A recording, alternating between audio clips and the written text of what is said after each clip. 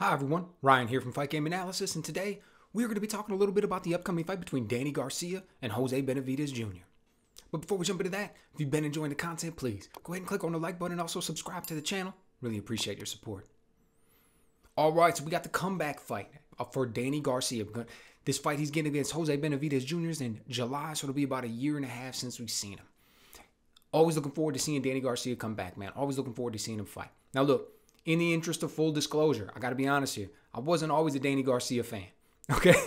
And that was because I felt like, I just felt like he was overrated. I felt like he was getting a little bit more buzz and a little bit more praise than he should have. Okay, this was all the way back when he first kind of really came onto the scene when he fought Eric Morales. Like, dude, I was a huge Eric Morales fan. You know, El Terrible was a beast. He was out there, the wars that he had against Marco Antonio Barrera, his fights with Manny Pacquiao, that like, he was just something else. But he had his prime. He was at 126 pounds, 130 pounds, you know, stuff like that. So then he goes in there. He's a lot older. He's far over his weight class. He had a couple comeback fights. He comes in against Danny Garcia. And I remember in the build-up to that fight, there were people saying, man, what is he thinking? What is going on here? Danny Garcia is this young dude with a heavy left hook. He's going to blast him out of there. And then there were people who looked at the opposite side and they said, maybe this old guy sees something that the rest of us don't see. Morales isn't a dummy. If he's taking this fight, it's probably not because it's some huge payday. There's another reason for it. So lo and behold, he takes the fight and he looks pretty good.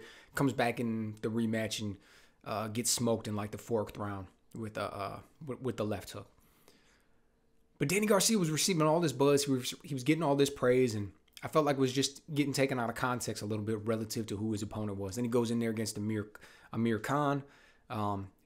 And he was getting smoked against Amir Khan. Make no mistake about it. Until he caught him with that left hook, Amir Khan was putting it on him. Right? Go back and watch that fight. Amir Khan, he had the faster hands, the faster feet. Now, look, I'm not suggesting that what happened was lucky. It wasn't a fluke. It wasn't anything like that. Danny Garcia is a guy who plants his foot, loves to throw hooks, likes to get in there and throw hard punches with you, loves to counter, has good timing. All of those things are what we saw on display. All of those things are what helped him land that left hook. No luck about it. He went out there and he got it.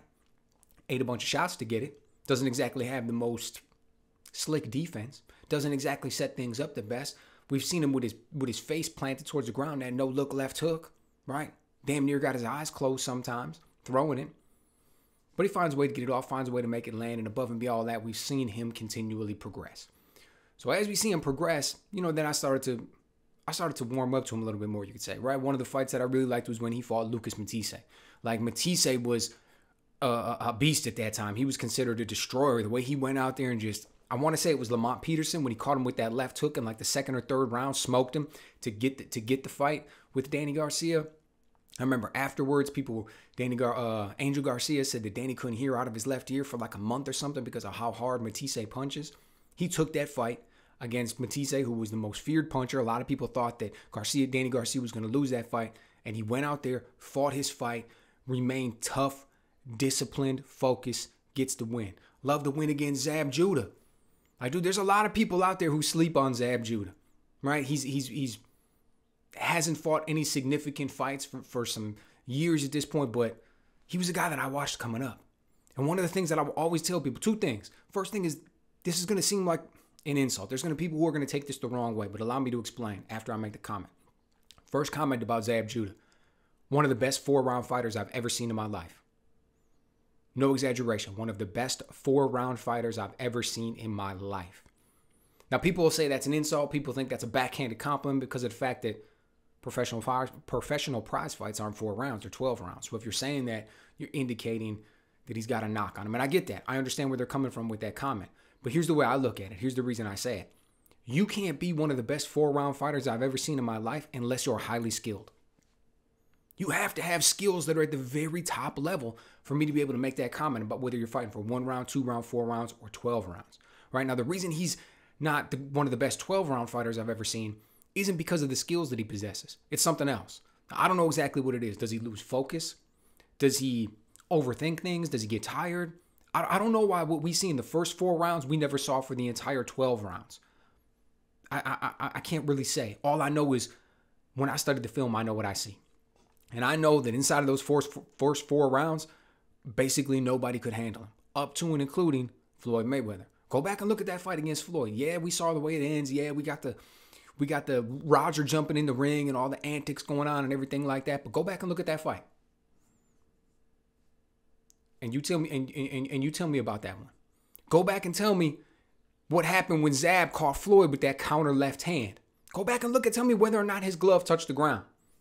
Because I know that if anything other than the bottom of your feet touch the mat, it's considered a knockdown. So when your glove touches the ground, it's considered a knockdown, right? Now, was Floyd hurt? No, I bet you he was buzzed a little bit, though. I mean, that left hand came out of nowhere, man. That was just such a quick counter, right? So he was probably caught off guard with it, which is why he lost his balance. Glove touched the ground, but that's a legitimate knockdown. Floyd came back and legitimately won the fight. That 1 point extra wouldn't matter. But look, the ref missed it. The judges didn't have it on their scorecard, but that was a legitimate knockdown. But Danny Garcia continues to go through the ranks, continues to get some wins, get some losses as he's up there at the very top. He's fighting Sean Porter in his last fight. We see him against Errol Spence. Now, that fight against Errol Spence was an interesting one as well because I thought Danny looked, upon first watching that fight, I thought he looked better than I thought he was going to. But then once I saw Spence out here against Ugas in this last fight, man, part of me thinks that he wasn't at 100% in that fight yet. He was compromised. And I hate to knock what Danny did or take anything from his performance because it's not like that. I mean, he went out there and put it on. He knows how to fight southpaws. He knows how to land that right hand. Again, he's got the timing. He knew how to use footwork to somewhat deal with the pressure that Spence applies. Didn't get caught on the ropes too much and things like that. So those were all good things. Nevertheless, if he would have fought the same Errol Spence that we saw fight Ugas in the last fight, would Danny have looked as good? I don't know, man. That's a tough one because Spence looks so good. So I'm thinking that he wasn't quite at 100%. It wasn't the Spence that we all thought or that we've seen in the past or that we will see in the future, and that's the one that Danny got. Still couldn't come out with the victory, but yet looked really good. Which kind of brings me to my overall view of Danny Garcia is that, he's not the absolute best in the world, but he's one of the guys at the very top. And if you're a guy like me who doesn't think about 4 belts and 5 belts and all these things, you just think about who's the best in the world, right? One man is the absolute best. Everybody else is underneath that. Then he's not the best in the world. Not at 147 pounds. Did his best work, in my opinion, at 140 pounds, moved up to 147 and got all these big fights. But he knows he's not the best in the world at that weight either. He knows that he's not going to go out there and get those victories. You think he's in line for a shot at the winner against Spence and Crawford? You think he's in line for a shot at the loser? I don't. I think there's other guys who are more deserving. Then we started to see talking the headlines about him and Boots. Him and Boots and his fighting. And I think that's where it was kind of like Danny Garcia kind of had to take a hard look at his career and had to realize where it's at. And he's like, they're talking now about treating me as an old lion and feeding me to these young lions. They're talking about giving Boots Ennis a fight with me. That's one in which they want Boots to boost his career, man. He's the guy who's young. He's the guy who's considered on the way up. They're not giving Danny Garcia that fight to propel him into a title shot. They're giving Boots that fight to put Danny Garcia's name on his resume. So Danny Garcia did exactly what he should do. He looked out for himself. He's promoting his career, and he does a classic move. Move up in weight.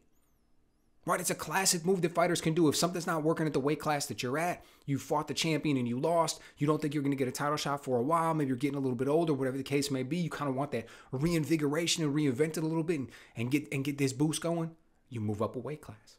So now we get to see him at 154 pounds. He's going to step in there against Jose Benavidez Jr. Now look, this isn't a soft touch fight.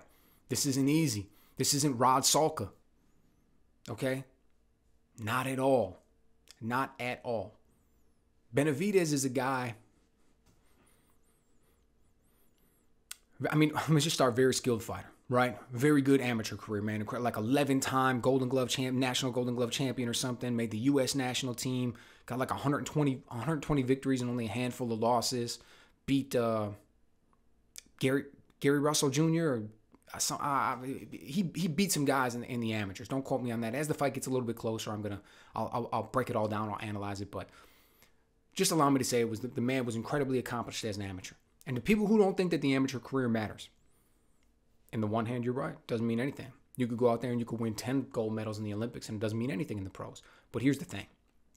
To go out there and compete at an international level, very highly, win a bunch of fights against the best our national team has to offer, That shows that you have a skill set. It shows you have a certain level of understanding of fighting. It shows that you know what to do in there. And it also shows that you're probably going to perform well under the bright lights. The stage isn't going to be too big for you because you've been in there in some big situations already. Shows you know how to deal with a lot of styles. Because as you're coming up through these amateur ranks, you enter these tournaments like, dude, you can't duck people. You can't dodge someone. You could go in there and you could fight a southpaw. You could fight a mover. You could fight a guy with a jab. You could fight a guy who's a banger. You could go in there and you have to defeat all of those styles. You have to figure out a way to diffuse all of it, and you got to do it quick. These are short fights, only 3 rounds. So when a guy comes out with a very accomplished amateur career, it means something.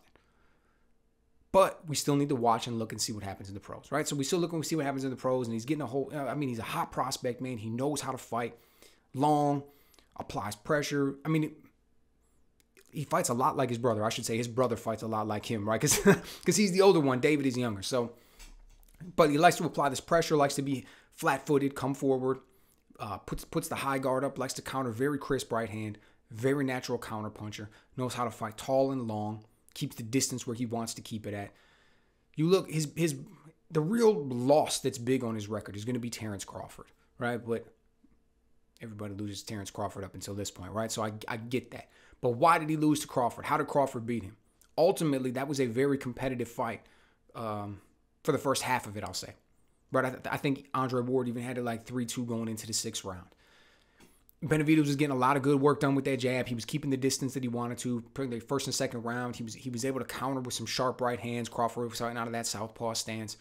But Terrence was able to see success because of his footwork. He was able to go in there as a southpaw. He was able to get that angle. He was able to get his right foot outside of Benavidez's left foot. Right? And that gave him that perfect angle to land that 1-2-3.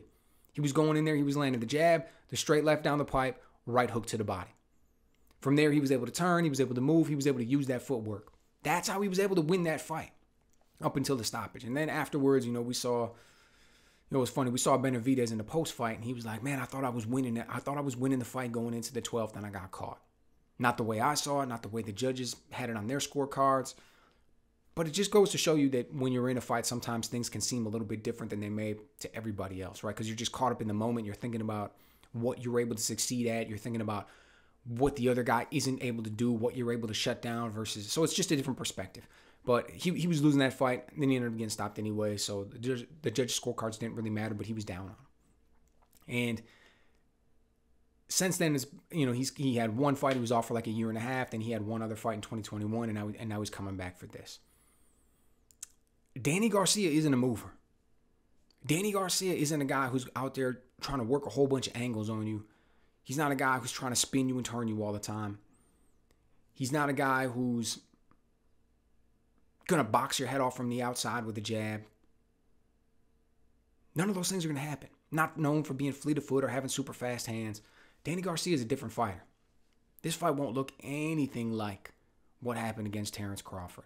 I think this is going to be a dangerous fight for Danny Garcia, man. This is a fight to me that's being set up for him to come back, right? He's the A side. He's the bigger name. Jose Benavidez Jr., even though this man was incredibly heralded, he was a man who was viewed as a big prospect in the division at 147 pounds.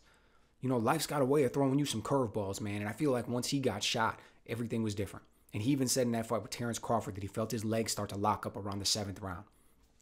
And that's a tough story. Because when you're out there and you do that good and you've dedicated yourself to something, and then for whatever reason, dude's out there just walking his dog, gets shot in the leg, and he can't, now all of a sudden it's going to affect his career. Like, that's a tough pill to swallow. And I don't know how much it affected his career going forward. But if you hear him making comments like that in the Terrence Crawford fight, then you got to think it's something legit. You got to think it's serious. But he is a skilled fighter, and I think Danny's going to run into some issues here. Danny's going to plant his feet. He's going to be in front of him. He's going to try and get at that mid-range. They're both natural counterpunchers. But I think Benavidez may have faster hands. I know he's got that reach advantage. I know he's got a better jab. I know that if Danny's trying to get underneath Benavidez's jab and come up with like a left hook or jab to the body of his own or something, like Benavidez has got a quick, sharp counter right hand that's going to come right over the top. I think we saw him I think that was the one he knocked out Rojas with in like the first round or the second round. Just picture perfect counter right hand. So should be a good fight. This is not a tune-up fight. This is not an easy fight for Danny Garcia. This is not one that he's coming back looking for that soft touch. Jose Benavidez Jr. may be the less popular of the Benavidez's brothers. But he is not to be looked at as somebody who's going to just be run over. Not going to happen. Not by Danny Garcia. And you may think, both of these guys are moving up in weight too. So, they both, or I don't know if they're not moving up in, Benavidez isn't moving up in weight for the first time, but he's a man who's competed at 140 and 147 pounds. A couple times he's been up above. So he's not, a guy probably who walks around on the streets at like 190 and he's boiling himself down to make it. So both of these guys are guys who've competed at lighter weights and moving up. So size should be somewhat equal, although Benavidez is the taller, longer fighter. It's intriguing, man. I'm looking forward to see what this one brings. I'm looking forward to seeing what Danny does, man. He was super frustrated after that loss to Errol Spence. I remember it felt almost like he was putting it on his pops a little bit. He's like, man, you got to ask him what happened. Reporters were like, what went wrong? Why'd you stop throwing the right hand? What was going on here? He's like, you got to ask Angel. You got to talk to him. You could tell that he was very frustrated after that. And then afterwards, we see him. He's got a TV show. He's always on his Instagram talking about real estate and his clothing line and everything. And now he's coming back. And he's coming back against a guy who knows how to fight. So it's going to be real interesting to see what happens, man. I'm super excited and looking forward to it. Let me know what you guys think. What do you think about Benavidez? What do you think about what he was maybe heralded as when he was an amateur, and then where he's at now? And then what about Danny Garcia? Have we seen his best already? If we see him up here at 145 pounds, is he not going to be able to compete amongst the best in the world because he's too big? But then at the same time, he's already lost to the guys who are the best on 147. So in that sense, he's kind of in that limbo, in that no man's land. Let me know what you guys think.